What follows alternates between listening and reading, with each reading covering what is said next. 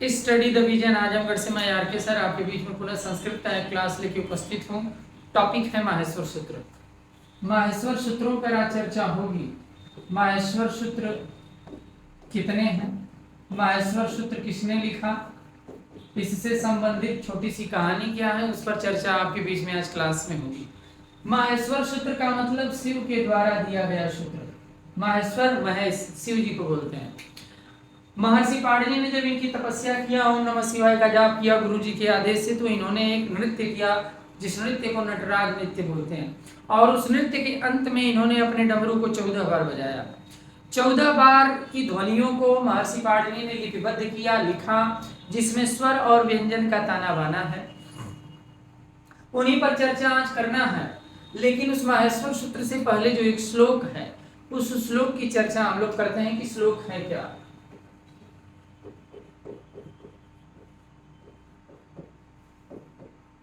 नृत्तावसाने नटराज राजो ननाद ढक्काम नव पंच वारम उद्धर्तु काम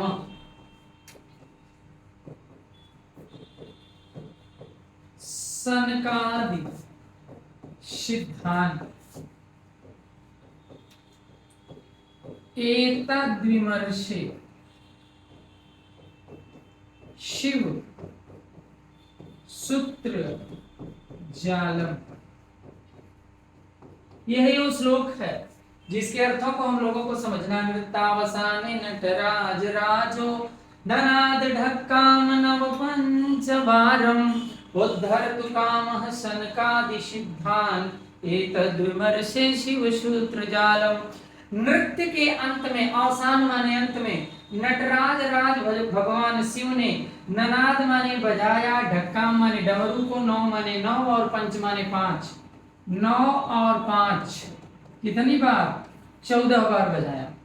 उद्धर्तु कामः सनकादि सिद्धांत। सनक इत्यादि जो भगवान ब्रह्मा के मानस पुत्र थे, उन्होंने अपनी इच्छा मात्र से 10 पुत्रों को उत्पन्न किया था, जिनको ज्ञान की आवश्यकता थी। इसमें उनका भी उद्धार निहित है। इस परिप्रेक्ष्य में उन्होंने बजाया, जो किस रूप में परिगणित हुआ? शिव सूत्र जाल, जिसे कहेंगे माहेश्वर सूत्र, पाणिनीय सूत्र, चतुर्दश सूत्र, वर्ण साममनाय सूत्र इत्यादि नाम इसके हो जाते हैं।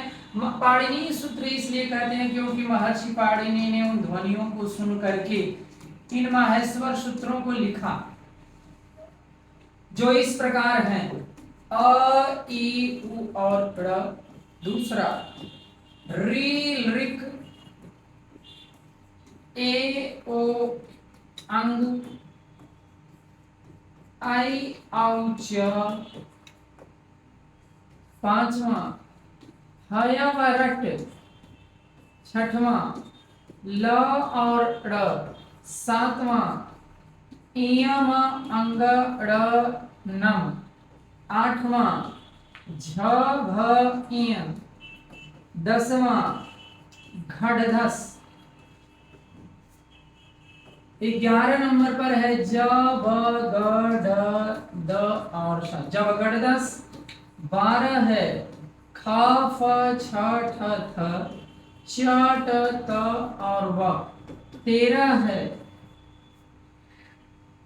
अयुण दिल्ली का एओ अंग अयौ च हय वरट ल अन इयम अंगड़नम झभैया घड़धस जबगड़दस खफ छठ थ चट तव कपय।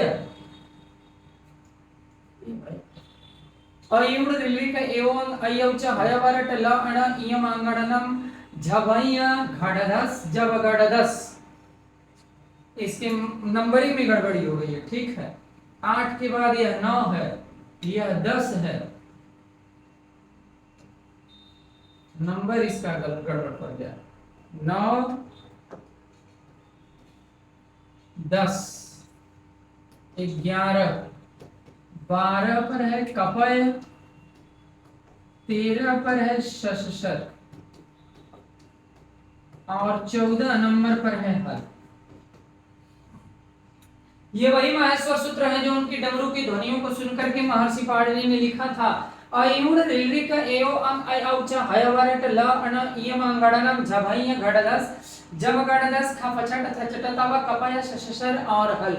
इन 14 माहेश्वर सूत्रों की यदि चर्चा करें तो सबसे बड़ी बात है कि इसमें स्वर और व्यंजन है, वर्णमाला है, वर्ण विचार के लेशन चैप्टर होंगे। वर्णमाला का मतलब इनमें स्वर और व्यंजनों का ताना बाना है, और ये अ ई उ और ड़, ये जो पहले से लेकर चौथे तक के जो माहेश्वर सूत्र हैं इन्हीं में सभी स्वर हैं, या अंत का जो वर्ण होता है इसको इत वर्ण बोला जाता है, वर्णों की गिनती में नहीं लिखते। आदि वर्ण पहला अ है और अंत का चौथे का च है, अच। अच प्रत्याहार है जिसके अंतर्गत सभी स्वर आ जाते हैं, और स्वरों की संख्या है कुल मिला जुला कर 9। यदि स्वर की संख्या आपसे पूछे तो स्वरों की संख्या 9 है, जो अच प्रत्याहार के अंतर्गत आते हैं, इसलिए स्वरों का एक नाम क्या हो जाता है, अच। और इसीलिए स्वर संधि को अच संधि भी कहते हैं। स्वरों का एक नाम अच और स्वर संधि को अच संधि कहते हैं। ऐ उड़ ऋ एओ अंग और ऐ औ च इन 4 माहेश्वर सूत्रों से बना है। इसके बाद पांचवें की बात करें हयवरट से और 14वें के हल तक। हयवरट का ह और 14वें का ल मिलाकर के एक प्रत्याहार का निर्माण होता है, हल। इस हल प्रत्याहार के बीच में जितने वर्ण आते हैं सब व्यंजन हैं, इसलिए व्यंजन वर्णों को हल कहा गया है, और व्यंजन संधि का एक नाम हल संधि है। व्यंजनों की अगर संख्या की बात करें, यदि माहेश्वर सूत्र में गिनेंगे तो इस संख्या के रूप में 34 हैं। व्यंजन वर्णों की संख्या यदि पूछा जाए तो उस समय जवाब 34 देंगे, लेकिन मूल व्यंजन की संख्या पूछा जाए, मूल व्यंजन कितने हैं, तो उस समय जवाब आपको 33 देना पड़ेगा। क्यों? क्योंकि ह यहाँ भी है और ह यहाँ भी है, 2 बार ह है। जब वर्णमाला को व्यवस्थित करेंगे तो ह एक बार लिखेंगे, इसलिए मूल व्यंजनों की संख्या 33 हो जाएगी। लेकिन गिनेंगे तो गिनने में दोनों को गिनना पड़ेगा, इसलिए गिनती के रूप में इसकी संख्या 34 हो जाएगा। इस प्रकार इनको याद करेंगे। माहेश्वर सूत्र यदि आपको याद है तभी आगे की संस्कृत की चीजों को आप अच्छे से समझ पाओगे, चाहे वो व्याकरण शास्त्र की प्रमुख संज्ञा हो, संज्ञाओं वाला चैप्टर हो, संधि हो, समास हो, कारक विभक्ति, इतने जितने भी हैं सब इन्हीं वर्णों से मिल करके शब्द का निर्माण होगा, शब्द से वाक्य का निर्माण होगा, कई वाक्य मिलकर के भाषा का निर्माण करेंगे।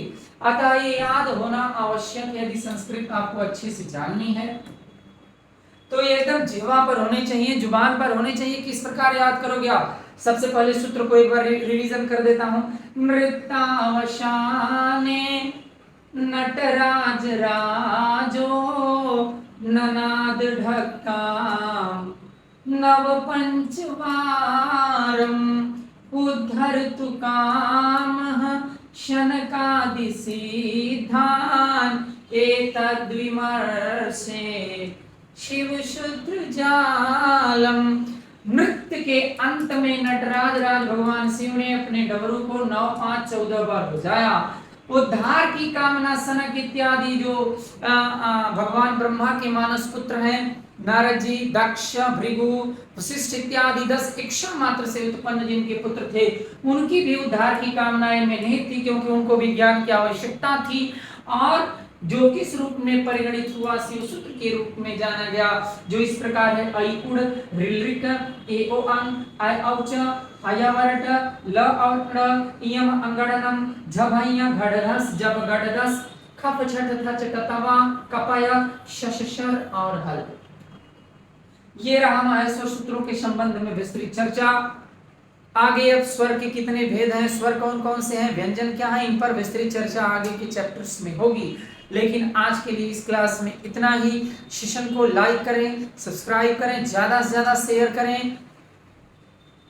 आगे फिर अगली क्लास में आपसे मिलेंगे स्वरों के वर्गीकरण और इनके विस्तार के साथ।